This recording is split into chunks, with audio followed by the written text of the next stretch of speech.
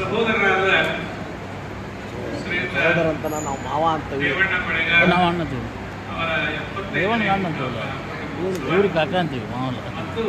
ಅದು ಚಂದ್ರು ನಿಮ್ದ ಕರೆಕ್ಟ್ ಅಂತ ನಾವು ನಮ್ಗೆ ನಾನು ಮಾವ ಅಂತಾರೆ. ಕಾಕ ಇವರು ಅಣ್ಣರ ತಮ್ಮರ ಅಂಕಲ್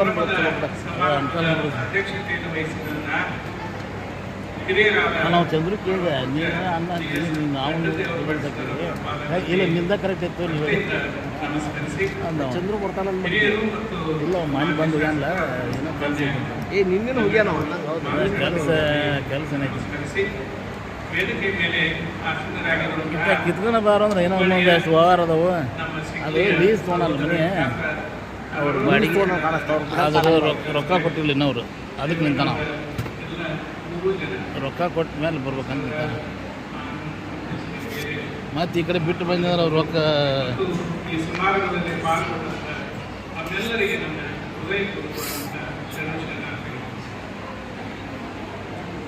ಸಮಯ ಕಾಣಾಗಿದೆ. ಹಾಂ, ನಾನು ಬಹುಶಃ 12 ಗಂಟೆ ಅಷ್ಟೊತ್ತಿಗೆ ನಾನು ಮಾಡೇ ಬರ್ಬೋದು ಅಂದ್ಕೊಂಡಿದ್ದೆ. ಈಗ ಸಹನೆ ಮಾಡ್ತಾರೆ. ಬಹಳಷ್ಟು ಜನರಿಗೆ ನಿಂತ ಮಾತಾಡ್ತಾರೆ, ಪ್ರೊಫೆಸರ್ ಮಾತಾಡೋಕೆ ನಿಲ್ಸಾರೆ, ಸಾಮಾನ್ಯವಾಗಿ ಒಂದು ತಾಸು ಇರಲಾರ್ದೆ ಮುಗಿಸೋದಿಲ್ಲ, ಹೆಂಗಪ್ಪ ಇದು ಅಂತ ಏನಾದರೂ ನಮಗೆ ಅನಿಸಿರ್ಬೋದು. ದಯವಿಟ್ಟು ಯಾರು ಹೆದರ್ಬೇಕಾದ ಕಾರಣ ಇಲ್ಲ. ನನಗೆ ಸಮಯದ ಅರಿವಿದೆ. ನಾನು ಸ್ವಲ್ಪ ಸುದೀರ್ಘವಾಗಿ ನಾನು ಮಾತಾಡಬೇಕಾಗಿತ್ತು, ನನಗೆ ಸಮಯ ಇಲ್ಲ. ಕೆಲವೇ ಕೆಲವು ನಿಮಿಷಗಳಲ್ಲಿ ನನ್ನ ಮಾತನ್ನು ಪೂರ್ಣಗೊಳಿಸುವಂಥ ಪ್ರಯತ್ನವನ್ನು ನಾನು ಮಾಡ್ತೇನೆ. ಒಬ್ಬ ಹೆಣ್ಮಗಳು ಗಂಡನ ಕಾಡಿಗೆ ಹೊಸದೊಂದು ಬಂಗಾರದ ಸರ ಮಾಡಿಸಿಕೊಳ್ಳ ಮತ್ತು ಹೊಸ ಸರ ಮಂದಿ ನೋಡಲಿಲ್ಲ ಅಂತ ಕೊಳ್ಳಾಗ ಹಾಕೊಂಡದ್ದು ಏನು ಪ್ರಯೋಜನ? ಮತ್ತು ಒಳಗೆ ಕುಂತು ನೋಡವ್ರೆ, ಅದಕ್ಕೆ ಹೊರಗೆ ಒಂದು ಕಣ್ಣಿಗೆ ಒಂದು ಮುಂಜಾನೆಯಿಂದ ಹೊತ್ತು ಹುಡುಗಂತಾನೆ ಕುಂತರು. ಒಬ್ಬರ ಯಾಕ ಸರ ಹೊಸದ್ ಮಾಡಿಸೀನಿ ಅಂತ ಕೇಳಿಲ್ಲ. ಯಾಕಂದ್ರೆ ಸರ ಎಲ್ಲ ಹೊಸದ್ ಮಾಡಿಸೋಣ, ವೈದ್ಯಕ್ಕೆ ಸರ ಗೊತ್ತಾಗ ಕಾಣಿಸ್ಬೇಕು. ಹೋಗೋರು ಬರೋರು ಸಂಪೂರ್ಣ ಮಾತಾಡಿಸ್ತಿದ್ಲು, ಅವ್ರಿಗೆ ಗೊತ್ತಿತ್ತು ಸರ ನೋಡಂತಾಳ ಅನ್ನೋದು. ಹೊತ್ತು ಹುಡುಗಾಕೊಂಡು ಸಿಟ್ಟ ಬಂದಕ್ಕೆ ಏನ್ ಮಾಡ್ಬೇಕು? ದೊಡ್ಡ ರೈತರ ಮನೆ ಹೆಂಗದಾಗ ಸ್ವಲ್ಪ ಬಡೆ ಕೂದಲು ಕೊಡ್ತಿತ್ತು, ಅಷ್ಟು ಎತ್ತರ. ಆ ಕಡೆ ಈ ಕಡೆ ನೋಡಿದ್ಲು, ಯಾರು ಇದ್ದಿಲ್ಲ. ಬಡ ಬಡ ಕಡ್ಡಿ ಕೆರೆದು ತಮ್ಮ ಬಡವಿಗೆ ಕಾಲ ಬೆಂಕಿ ಹಚ್ಚಿಬಿಟ್ಟು, ಬಡವಿಗೆ ಬೆಂಕಿ ಹಚ್ಚಿ ಬಂದ ರಸ್ತಾದಾಗ ಕುತ್ಕೊಂಡು ಎದೆ ಮ್ಯಾಗಲ್ಲಿ ಸೆರಗ ತಗದ್ ಮಗದು ದಪ್ಪು ದಪ್ಪು ದಪ್ಪು ದಪ್ಪು ಎದೆ ಬಿಡ್ಕೊಳ್ತಾರೆ. ನಮ್ಮ ಬಡವಿಗೆ ಬೆಂಕಿ ಹಚ್ಚಿರ್ತಾರೆ. ಪಾಪ ಓಡ್ಯಾಗ ಮಂದಿ ಹಂಡೆ ಅಲ್ಲಿಲ್ಲ, ತಪ್ಪೆಲ್ ಅಲ್ಲಿಲ್ಲ, ಕೊಡ ಅಲ್ಲಿಲ್ಲ, ಬಕೆಟ್ ಅಲ್ಲಿಲ್ಲ. ಕೈಗೆ ಸಿಕ್ಕ ತಗೊಂಡು ಬಡವಿಗೆ ನೀರು ಹೋಗಿ ಬೆಂಕಿ ಹಚ್ಚಿರ್ತಾರೆ. ಆ ಬೆಂಕಿ ಬೆಳಕು ಎದೆ ಮ್ಯಾಗ ಬಿದ್ದು ಮೊದಲ ಹೊಸ ಸಲ ಅದು ಮತ್ತೊಟ್ಟು ಝಕ್ ಝಕ್ ಝಕ್ ಅದು ದೂರ ನಿಂತಿರ್ತದ. ಹೆಣ್ಮಗಳ ಗಾಬರಾಯಿಸಿ ಸರಿಯಾಗಿ ಬಂದು ಕೈ ಎತ್ತ ಎಷ್ಟು ಪಕ್ಕ ಪಕ್ಕ ಅಂತಲ್ಲ, ಹೊಸಾದ್ ಮಾಡಿಸೇನು ಸರ ಅಂತ ಕೇಳಿದ್ರು. ಕೈ ನನ್ನ ಬಾರಿಗೆಲ್ಲ ನೀಡಿಲಿ ಇಲ್ಲ. ಮತ್ತೆ ಮಧ್ಯಾಹ್ನ ಕೇಳಿದ್ರೆ ನಾಯಕ ನಾವು ಬಡವಿ ಬೆಂಕಿ ಬಡವಿ ಸುಟ್ಟು ಈಗ ಬನ್ನಿ ಏನು ಕೇಳಕ್ಕೆ ನಡಿ ಆ ಕಡೆ ಅಂದ್ರೆ ಬಡವಿ ಸುಟ್ಟರು ಚಿಂತಿಲ್ಲ, ಕೊಳ್ಳದ ಸಲ ಮಂದಿ ನೋಡ್ಬೇಕು. ಹಂಗೆ ಹೆಂಗೆ ಇರ್ತದ್ರಪ್ಪ ನೋಡ್ರಿ. ಇವತ್ತು ನಮ್ಮ ಅಣ್ಣವರು ರೇವಣ್ಣವರು ನಮ್ಮ ಎಂಥ ಗುಂಗಲಿಗಾರಂದ್ರೆ 75 ಒಂದು ಕಡೆಗೆ, 50 ಇನ್ನೊಂದು ಕಡೆಗೆ. ಈ ವಿಶೇಷಗಳು ಕೂಡಿ ಬರೋದು ಬಹಳ ಅಪರೂಪ. 75 ವರ್ಷಗಳನ್ನ ತುಂಬ ಜೀವನವನ್ನ ಕಳೆದ್ರು, ಮದುವೆಗೆ 50 ವರ್ಷ ಆಯ್ತು ಅನ್ನೋದು ದೊಡ್ಡ ಮಾತಲ್ಲ. ಆದ್ರೆ ಕಳೆದ ದಿನಗಳು ಎಷ್ಟು ಮಟ್ಟಿಗೆ ಸಾರ್ಥಕ ಅನ್ನೋದು ಬಹಳ ಮಹತ್ವ. ರೇವಣ್ಣವರು ನಿಮಗೆಲ್ಲ ಗೊತ್ತಿರೋ, ನನಗಿಂತ ಹೆಚ್ಚು ನಿಮಗೆ ಗೊತ್ತದ. ನಿಮಗೆ ಗೊತ್ತಿರಲಿಲ್ಲ ಮಾಡೋದಕ್ಕೆ ಗೊತ್ತದ. ಅದರ ಒಂದು ಮಾತು ಹೇಳಿಬಿಡ್ತೀನಿ. ನಾನು ಸಿಗ್ಲಿ ಮಳೆಗಾಲ ಬಂದ ರೇವಣ್ಣ ಅವರು ನಾವು ಎಲ್ಲ ಬಾಗಿಲಿಂದ ಕೂಡಿ ಬೆಳೆದಂಥವ್ರು. ಬಹುಶಃ ಒಂದು ವರ್ಷ ಅವರಿಗೆ ನಮಗೆ ಇರಬೇಕಾದ್ರೆ ನಾವು ಅವರು ಬೇರೆ ಅನ್ನುವಂಥ ಭಾವನೆಯನ್ನು ನಮಗೆ ಗೊತ್ತಿರಲಿಲ್ಲ. ರೇವಣ್ಣ ಆ ಸ್ವಲ್ಪ ಶ್ರೀಮಂತ ಮನೆಯಲ್ಲಿ ಹುಟ್ಟಿ ಬೆಳೆದವರು, ದೊಡ್ಡ ಜಮೀನ್ದಾರ. ನಮ್ಮ ಬಳಗದ ದೇವಣ್ಣ ಅಂದ್ರೆ ಒಂದು ಬೆಲ್ಲದ ಕಣ್ಣಿದ್ದಂಗೆ. ಬೆಲ್ಲದ ಕಣ್ಣಿ ನೀವು ಯಾಕೆ ಮೂಲೆಗಾರ ಕಡೆದು ರುಚಿನೇ ಇರ್ತದೆ. ಹಂಗೆ ಏನೇ ಯಾಕೆ ಏನೋ ತಾಪತ್ರಯ ಮತ್ತು ಏನೋ ಅನಾನುಕೂಲ ಅಂತಂದ್ರೆ ದೇವಣ್ಣ ಅಂದ್ರೆ ಸಾಕು, ಸಾಕ್ಷಾತ್ ದೇವರು ಪ್ರತ್ಯಕ್ಷ ಆಗಿ ಬಂದಿಲ್ಲ. ದೇವಣ್ಣರ ಅಮ್ಮ ಇದ್ದು ಶಿವಮ್ಮ ಒಂದು ಏನು ವಿಷಾದದ ಸಂಗತಿ ಅಂದ್ರೆ ದೇವಣ್ಣ ಬಹಳ ಚಿಕ್ಕ ವಯಸ್ಸಿನಲ್ಲೇ ತಮ್ಮ ತಂದೆಯನ್ನು ಕಳೆದುಕೊಂಡು ಅವರನ್ನು ಸಾಕಿ ಸಲಹಿದಂತವಳು ಅಜ್ಜಿ ತಾಯಿ ಸೀಮಮ್ಮ ಅಂತ ಒಬ್ರು ಅಜ್ಜಿ ಇದ್ರು ನಮ್ಮ ಮನೆತನಕ್ಕೆಲ್ಲ ಹಿರಿಯರು ಅರ್ಥಕ್ಕೆ ಹೋಗೋಣ ಬಹಳ ಗಟ್ಟಿಗಿತ್ತು ಹೆಣ್ಮಕ್ಳಿಗೆ ಕಿತ್ತೂರು ಚೆನ್ನಾಗಿದ್ದಲ್ಲಿ ಎದಕ್ಕೂ ಎದೆ ಕೊಟ್ಟಿಲ್ಲ ಹೆಣ್ಮಗಳು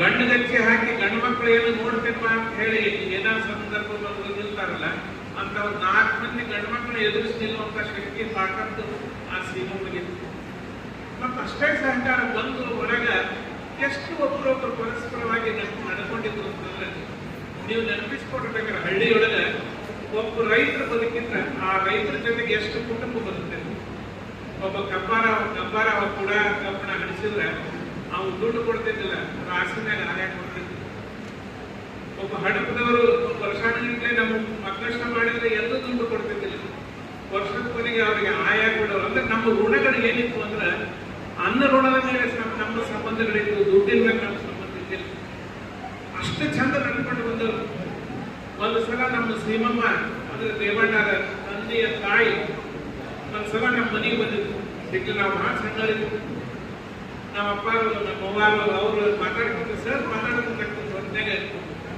ಮನಿ ಅಂದ್ರೆ ಏನ್ರಿ ನಮ್ಮ ಒಳಗೆ ಹೆಜ್ಜೆ ಇಟ್ರ ಒಂದು ಕಡೆ ದನ ಒಂದು ಕಡೆಗೆ ಜನನು ಕೂಡ ಬದುಕಿದೆವು ನಾವು ಅಂಥ ಮನಿತನ ರೈತರು ಅಂದ್ರೆ ನಾವು ಅಂಥ ಕುಟುಂಬ ಅಕ್ಕಿ ತುಂಬಾ ದನ ಇದು ದನ ಸುದ್ದಿ ಮಾತಾಡ್ತಿದ್ರು ಏನ್ ಮಾಡೋದಕ್ಕೆ ಹಿಂಡವು ಬಂದಾಗಿರ್ತಾವ ಹೊಲಕೊಂಡ್ಬಿಟ್ಟವು ಹಿಂಡವು ಬಂದಾಗಿರ್ತಾವ ಅಂದ್ಕೂಡಲೇ ಸೀಮಮ್ಮ ಏನ್ ಹೇಳ್ಬೇಕು ಅಂದ್ರೆ ನಿಮ್ಗೆ ಸುಮ್ಮ ಒಂದು ಉದಾಹರಣೆ ಹೆಂಗೆ ಜೊತೆಯಾಗಿ ಬದುಕಿದ್ರು ನಮ್ಮ ಮೊದ್ಲ ಹೇಳ್ಬಾರ್ದನ ಮರ ಮುಂದೆ ಒಂದು ಹೊಡ್ಕೊಂಡ್ ಬಂದ್ಬಿಡ್ತಿದ್ದೆ ಮನ್ಯಾಗ 4 ಹಿಂಡ್ತಾವಪ್ಪ ಒಂದು ಆಕಳ ಹೊಡ್ಕೊಂಡ್ ಬಂದ್ಬಿಡ್ತಿದ್ದೆ ನಾನು ತಿರುಗಿ ಲಕ್ಷ್ಮೇಶ್ವರಕ್ಕೆ ಬಂದು ಅವತ್ತು ಹೊತ್ತು ಬಿಡೋದ್ರೆ ಹಿಂಡು ಆಕಳ ಮನೆಗೆ ಕಳಿಸ್ಬಿಟ್ಟಿದ್ರು ನಮ್ಮ ಸೀಮಮ್ಮ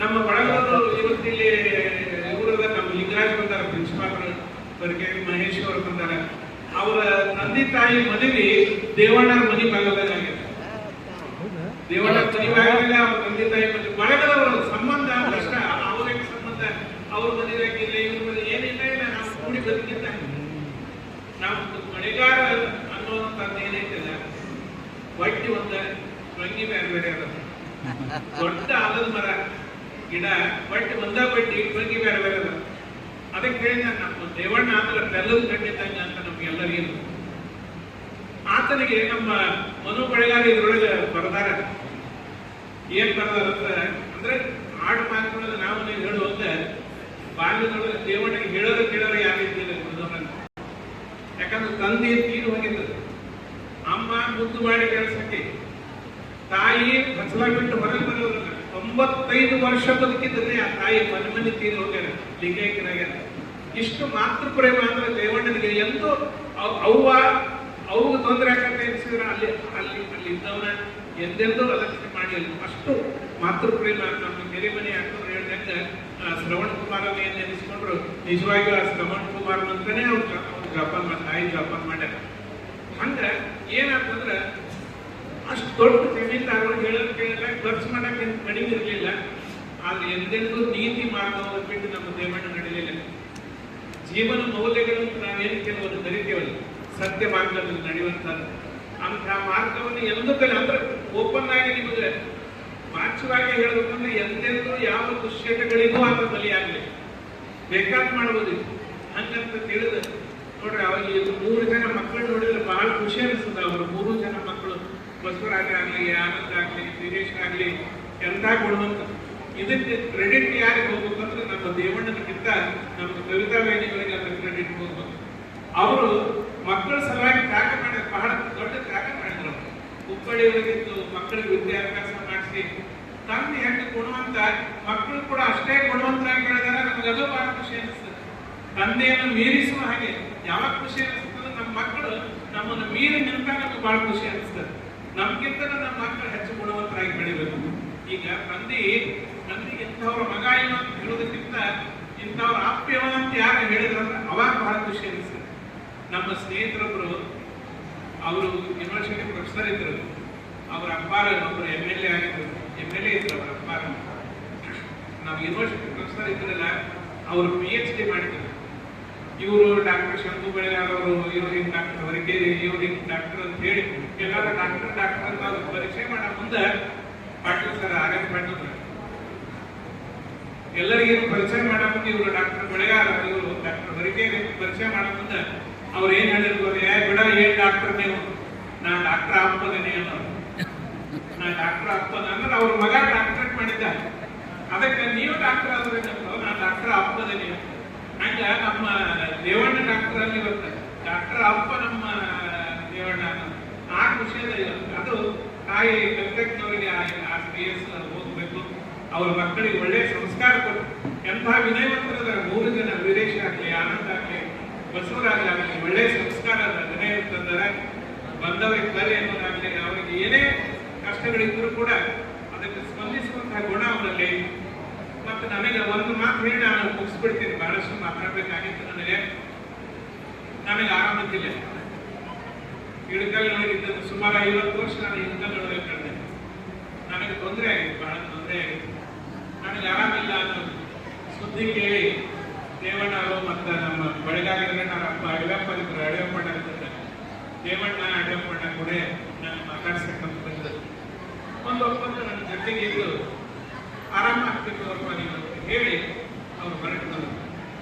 ಅವ್ರು ಬಂದ ಮೇಲೆ ನನಗೆ ಗೊತ್ತಾದಂತೇನಂದ್ರೆ, ದೇವಣ್ಣ ನನ್ನ ತೆಲುಗುವಿನ ಹುಡುಗ ಕೆಲವು ಸಾವಿರ ರೂಪಾಯಿಗಳನ್ನು ಇಟ್ಟು ಹೋಗಿದ್ದ, ನನ್ನ ವೈದ್ಯಕೀಯ ಖರ್ಚಿಗೆ ಅನುಕೂಲ ಆಗಲಿ ಅಂತ ಹೇಳಿ ಕೆಲವು ಸಾವಿರ ರೂಪಾಯಿಗಳನ್ನು ನನಗೆ ಗೊತ್ತಿಲ್ಲಂಗೆ ನನ್ನ ತೆಲುಗು ಹುಡುಗಕ್ಕೆ ಇಟ್ಟಿದ್ದೆ ಅಂತ. ಅವ್ರ ಗುಣ ಹೆಂಗಂದ್ರೆ ಹೇಳಿಲ್ಲ, ನಿನಗೆ ಬೇಕನ್ನೋ ಅಂತ ಕೇಳಿಲ್ಲ, ನಿನಗೆ ಬೇಕಾಗಿತ್ತು ಅನ್ನಲಿಲ್ಲ, ನಿನಗೆ ತೊಂದರೆ ಐತೆನೋ ಅನ್ನಲಿಲ್ಲ, ನಾನು ಅವ್ರನ್ನ ಕೊಡುವಂತ ಕೇಳಿಲ್ಲ. ಆದ್ರೆ ದೇವಣ್ಣನ ಗುಣ ಇರ್ತಂದ್ರೆ ನಾನು ತೆಲುಗು ಹುಡುಗ ನನಗೆ ಗೊತ್ತಾಗಂಗೆ ರೂಪಾಯಿ ಇಟ್ಬಿಟ್ಟಿದ್ದೆ. ಇಂತಹ ಗುಣವಂತ ದೇವಣ್ಣ ನಾವು ಹೆಣ್ಣು ಮರ್ಯಾಕೆ ಸಾಧ್ಯತೆ ಹೇಳಿ, ಯಾವ ರೀತಿ ಮರ್ಯಾಕೆ ಸಾಧ್ಯತೆ ಹೇಳಿ.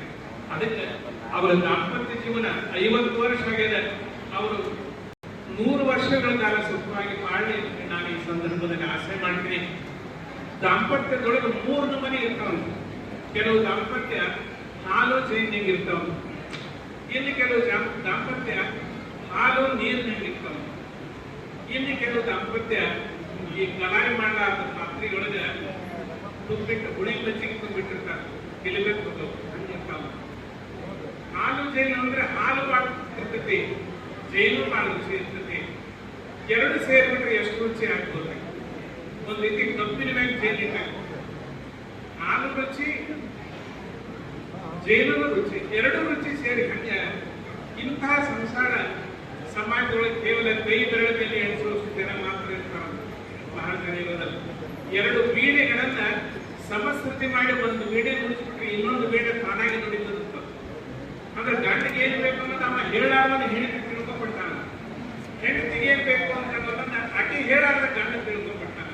ಅಷ್ಟರ ಮಟ್ಟಿಗೆ ಅವರಲ್ಲಿ ಸಾಮರಸ್ಯ ಇರ್ತೈತಿ ಅಂತ ಹೇಳ್ತಾರೆ. ಒಬ್ಬವ ತನ್ನ ಗೆಳೆಯ ಮುಂದೆ ಹೇಳ್ತಿದ್ದ, ನೋಡಪ್ಪ ನನಗೆ ಒಂದು ಅರ್ಥ ಆಗೋದು, ನನ್ನ ಮನಸ್ಸಿಗೆ ಏನೈತೆ ನಾನು ಹೇಳ್ತ ಅದನ್ನ ಮಾಡ್ಕೊಳ್ಳೋಮರೆ, ನಾ ಏನೇನೇ ಹೇಳಿರೋದಕ್ಕೆ ಇವತ್ತಿಗೆ ಗೋಧಿ ಹುಗ್ಗಿ ಮಾಡಿದ್ರೆ ಚಲೋ ಅಂತ ಮನಸ್ಸಿನಲ್ಲಿ ಅಂದ್ಕೊಂಡಿರ್ತೀನಿ, ಅವತ್ತು ಗೋಧಿ ಹುಗ್ಗಿನೇ ಮಾಡ್ತಾರೆ. ಇವತ್ತಿಗೆ ಕೆಂಪು ಸೀರೆ ಉಟ್ಕೊಂಡ್ರೆ ಚಲೋ ಅಂತೀನಿ, ಕೆಂಪು ಸೀರೆ ಉಟ್ಕೊಂಡೇ ಇದ್ದೀರಿ ಕೊಡ್ತಾರೆ. ಅದಕ್ಕೆ ಹ್ಯಾಂಗ ತಿಳಿ ಬಂತು ಅಂತ. ಅದಕ್ಕೆ ನಿನ್ನ ಮನಸ್ಸಿಗೆ ಏನೈತೆ ಅದನ್ನ ಮಾಡೋದಕ್ಕೆ ಏನ್ ಮಾಡ್ತಾ ಮಾಡಿದ ಅಷ್ಟನ್ನ ನೀ ಮೆಚ್ಚಾಕತ್ತೇನೆ ನನಗೆ ತಿಳಿ ಬಂತು ಅಂತ. ನೀನ್ ಹೇಳಿಕೆ ಮಾಡಿದ ಅಷ್ಟನ್ನ ನೀ ಮೆಚ್ಚಾಕತ್ತಿದೆ ಅದನ್ನ ನಿನಗೆ ತಿಳಿ ಬಂತು. ಹಂಗ ಹೊಂದಾಣಿಕೆ ಅಷ್ಟರ ಮಟ್ಟಿಗೆ ಪರಸ್ಪರರಲ್ಲಿ ಇರ್ತದಂತ. ಇಂಥವ್ರು ಕೇವಲ ಕೈ ಬೆರಳ ಮೇಲೆ ಎಣಿಸೋದ್ರ ಜನ ಮಾತಾಡ್ತಿರ್ತಾರೆ. ಇನ್ನು ಬಹಳ ಜನ ಹೇಳ್ತಾರಂದ್ರೆ ಹಾಲು ನೀರು ತೆರೆದಂಗಿರ್ತಾರೆ. ಹಾಲಿಗೆ ನೀರು ಬಹಳ ಚಂದ ಬೆರೀತದೆ. 1 ಲೀಟರ್ ಹಾಲಿಗೆ 1 ಲೀಟರ್ ನೀರು ಕುಡಿಸ್ಬಿಟ್ರೆ 2 ಲೀಟರ್ ಹಾಲಾಗಿರ್ತದೆ. ಹಾಲು ಮಾರ ಬಟ್ಟೆ ತುಂಬ್ಕೊಳ್ತಾರೆ, 50 ರೂಪಾಯಿ ಲೀಟರ್ 100 ರೂಪಾಯಿ ತಂದುಕೊಡ್ತಾರೆ. ಇಲ್ಲಿ ಒಂದು ವ್ಯತ್ಯಾಸ ಏನಂತಂದ್ರೆ ಹಾಲು ನೀರಿನೊಳಗೆ ಹೊಂದಾಣಿಕೆ ಬಹಳ ಚಂದ ಇರ್ತದೆ. ಆದ್ರೆ ಹಾಲಿಗೆ ನೀರು ಬೆರೆದಷ್ಟು ಹಾಲಿನ ರುಚಿ ಕಡಿಮೆ ಆಗ್ತದೆ, ಕಡಿಮೆ ಅಲ್ಲಿ ರುಚಿ ಕಡಿಮೆ ಇರ್ತದೆ, ಹೊಂದಾಣಿಕೆ ಮಾಡಿರ್ತಾರೆ. ಇಂಥ ಸಂಸಾರದ ಕಾಲ ಅಂತ ಹೇಳ್ತಾರೆ. 1 ಡಜನ್ ಮಕ್ಕಳು ಹರಿದಿರ್ತಾರೆ, ಹಂಗಂದ್ರೆ ಪರಸ್ಪರ ಜಾಗೃತ ಪ್ರೀತಿ ಮಾಡ್ತಾರೆ ಅಂತಂದ್ರೆ ನನ್ನ ಗಂಡ ಇರ್ತದ ಇದು ಬರಬರಡ್ಡಿ ಗಂಡನ ಬಿಟ್ಟರೆ ಮರೆಯೋದಿಲ್ಲ ಅಂತ ಅವನು ಕೂಡ ಇಡೀ ಬದುಕು ಹೊಂದ್ಕೊಂಡು ಹೋಗ್ಬಿಟ್ಟಿರ್ತಾರೆ. ನಾನು ಹೇಳ್ತಿದ್ದಾಗ ಈಗಿನ ಬಿಟ್ಟರೆ ಸಮಾಜದೊಳಗೆ ಗೌರವ ಇಲ್ಲ ಅಂತ ಅವ ಅತಿ ಹೊಂದ್ಕೊಂಡು ಹೋಗ್ಬಿಟ್ಟಿರ್ತಾರೆ. ಮಸ್ತ್ ಬಾಳೆ ಮಾಡ್ತಾರೆ, 12 ಮಕ್ಕಳು ನಡೆದಿರ್ತಾರೆ. ಆದ್ರೆ ಅಲ್ಲಿ ರುಚಿ ಕಡಿಮೆ ಇರ್ತದೆ ನಮ್ಮ ಮಾತು ಹೇಳೋದು. ಇನ್ನು ಕೆಲವು ಈಗಿನ ಭಾಷೆಗಳಿಗೆ ಹೇಳಬೇಕಂದ್ರೆ ಡೈವರ್ಸ್ ಕೇಸ್ಗಳು ಕಲಾಯಿ ಮಾಡ ಮಾತ್ರೊಳಗೆ ಗುಡಿ ಬಗ್ಗೆ ಬಿಟ್ಟ ಕೆಟ್ಟು ಬಾಗಿ ನಡೆ ಅಂದ್ರೆ ಮುರದೇನೆ ವಿನಃ ನಾಯನ್ ಬಾಗೋದಿಲ್ಲ ಅಂತ. ಹಿಂಗೆ 3 ನಮೂನೆ ಸಂಸಾರ ಇರ್ತವೆ ಅಂತ ಹೇಳ್ತಾರೆ. ಒಂದು ಹಾಲು ಜೇನು, ಒಂದು ಹಾಲು ನೀರು, ಇನ್ನೊಂದು ಮಜ್ಜಿಗೆ ಅಂತ ಹೇಳಿ. ಹಂಗೆ ಹಾಲು ಜೇನಿನಂತಹ ಸಂಸಾರ ಏನು ಬಹಳ ಅಪರೂಪ ಅಂತ ನಾನು ಹೇಳಿದೆ. ಅಂತ ಹಾಲು ಜೇನಿನ ದಾಂಪತ್ಯ ನಮ್ಮ ದೇವಣ್ಣ ಮತ್ತು ನಮ್ಮ ಗಂಗಾವೈದ್ಯರ ದಾಂಪತ್ಯ ಹಾಲು ಜೇನಿನಂತಹ ದಾಂಪತ್ಯ ಬಹಳ ಖುಷಿಯಿಂದ ನನಗೆ ಹೇಳೋದಕ್ಕೆ ಅನಿಸ್ತದೆ. ಕಣ್ಣಿಗೆ ಗಪ್ಪಿಯ ಹಾಗೆ, ಕಣ್ಣ ಮುತ್ತಿಗೆ ಚಿಪ್ಪ ಆಶ್ರಯಾಗಿ ನಡೀತದೆ. ಕಣ್ಣಿಗೆ ಹಾಗೆ ಗಪ್ಪೆ ಆಶ್ರಯ ನಡೀತದೆ. ಪರಸ್ಪರ ಅವಲಂಬಿತರಾಗಿ ಅವರು ಬದುಕ್ಯಾರ. ದೇವರ ಮುಂದೆ ಒಬ್ಬರು ನಂದಾದಿ ಪಾತ್ರ, ಒಬ್ಬರು ಆಗಾಗ ಮಾಡುವ ಘಂಟಾನಾದವಾಗಿ ಶಿವಪಾರ್ವತಿಯಂತೆ ಅವರು ಬಾಳು ಬೆಳಗಿ ಬಂದದ. ಇಂತಹ ಸಂದರ್ಭದೊಳಗೆ 75 ವರ್ಷಗಳನ್ನ ಸಾರ್ಥಕ ಬದುಕನ್ನು ಸಾಗಿಸುವಂತ ನಮ್ಮ ದೇವಣ್ಣವರಿಗೆ ಮತ್ತೆ ನಾವು ನೀವು ಎಲ್ಲ ಸೇರಿ ಶತಮಾನೋತ್ಸವವನ್ನು ಆಚರಿಸುವ ಹಾಗೆ ಆಗಲಿ. ಮತ್ತು ಅವರ ಸುವರ್ಣ ಮಹೋತ್ಸವ ಇದೇನದ ಆ ಸಂಭ್ರಮದಲ್ಲೂ ಕೂಡ ನಾವು ಭಾಗಿಯಾಗುವಂತೆ ಆಗಲಿ ಅಂತ ಹಾರೈಸಿ ಈ ಸಂದರ್ಭದೊಳಗೆ ನಮ್ಮ ದೇವಣ್ಣವರ ಜೊತೆ 2 ಮಾತುಗಳಿಗೆ ಅವಕಾಶ ಕೊಟ್ಟದ್ದಕ್ಕೆ ದೇವಣ್ಣವರಿಗೆ ಮತ್ತು ಒಂದು ನಮ್ಮ ಬಸವರಾಜ ಈ ಸಂದರ್ಭದೊಳಗೆ ನೀವು 3 ಮಂದಿ ಅಡ್ಕಂದ್ರೆ ನಿಮ್ಗೆ ಅಭಿನಂದನೆ ಸಲ್ಲಿಸ್ತೇನೆ.